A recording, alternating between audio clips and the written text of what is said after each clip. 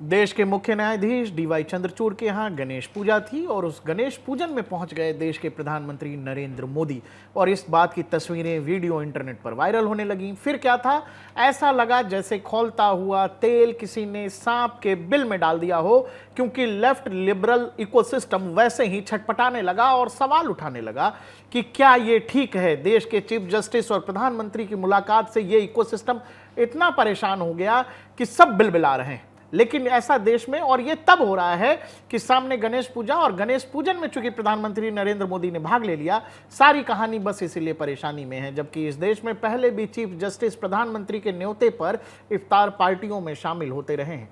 लेकिन हम आपको एक इतर कहानी बताते हैं, बहरुल इस्लाम, जो असम से जुड़े होते थे। इनकी कहानी जब आप सुनेंगे तो आप ये सोचेंगे कि इस देश में कांग्रेस जब जब इस तरह के सवाल पूछती है तो कांग्रेस को यह समझना चाहिए कि जब भी कांग्रेस ऐसे सवाल पूछती है तो उसको इस तरह का सवाल पूछने का नैतिक अधिकार ही नहीं होता, क्योंकि इतिहास में इतनी सारी चीजें कांग्रेस कर चुकी है कि जब आप सुनेंगे तो माथा पीट लेंगे। बहरुल इस्लाम जो असम से संबंधित रखते थे, उनको पहली बार राज्यसभा भेजा किन्होंने? जवाहरलाल नेहरू ने 1962 में। उसके बाद दूसरी बार राज्यसभा भेजती हैं जवाहरलाल नेहरू की बेटी इंदिरा गांधी जी, तब की प्रधानमंत्री ने बहरुल इस्लाम को दूसरी बार 1968 में राज्यसभा भेजा। अब राज्यसभा भेजने के कुछ ही सालों बाद बहरुल इस्लाम को इस्तीफा दिलाया जाता है और उनको असम हाई कोर्ट में 1972 में जज में नियुक्ति दिला दी जाती है और वो वहां जज अपॉइंट हो जाते हैं और कुछ ही दिनों बाद उनको असम हाई कोर्ट का चीफ जस्टिस बना दिया जाता है।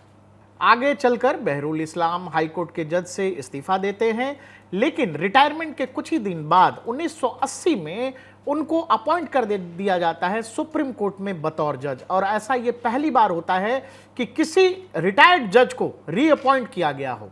और 1980 में वो सुप्रीम कोर्ट चले आते हैं और उसी दौरान एक बेहद चर्चित केस जो बिहार से संबंधित, बिहार के बड़े नेता जगन्नाथ मिश्रा से संबंधित केस था, उसकी सुनवाई करते हैं और उस सुनवाई में जगन्नाथ मिश्रा को बहरुल इस्लाम के द्वारा क्लीन चिट दी जाती है। उसके बाद आगे चलकर 1983 में बहरुल इस्लाम अपने पद से इस्तीफा देते हैं और इस्तीफा देने के तुरंत बाद कांग्रेस को उनको असम के बारपेटा से लोकसभा 1984 का टिकट दे देती है।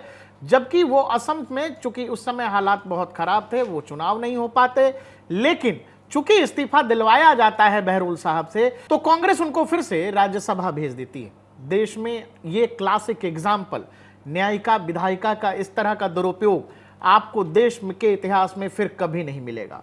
अभी इकोसिस्टम बस इस बात पर बिलबिला रहा है कि प्रधानमंत्री नरेंद्र मोदी कैसे गणेश उत्सव के मौके पर कैसे देश के चीफ जस्टिस के घर चले गए और यही नहीं, वहां आरती पूजन में भाग ले लिया। जबकि यही लेफ्ट इकोसिस्टम बिल्कुल शांति से जब क्रिसमस के कैरोल गाते हैं चीफ जस्टिस, ये इकोसिस्टम कुछ भी नहीं करता। जबकि सवाल यह है कि संवैधानिक पद पर बैठे हुए व्यक्ति की क्या कोई सामाजिक जीवन नहीं है? क्या प्रधानमंत्री या चीफ जस्टिस का कोई निजी जीवन नहीं होता या निजी अधिकार नहीं होते?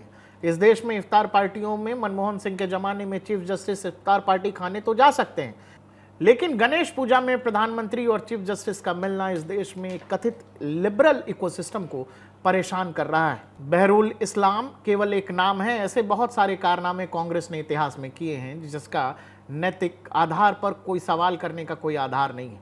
लेकिन फिर भी जब आप ये सोचेंगे कि कितनी बार बहरुल इस्लाम को राज्यसभा भेजा गया, कितनी बार जज बनाया गया, कितनी बार हाई कोर्ट भेज दिया गया और कब सुप्रीम कोर्ट भेज दिया गया, ऐसा क्लासिक एग्जाम्पल देश के इतिहास में आपको कभी नहीं मिलेगा। बल्कि केवल अभी इस बात से इकोसिस्टम परेशान हो गया है कि प्रधानमंत्री कैसे चीफ जस्टिस के घर चले गए और गणेश पूजा में भाग ले लिया।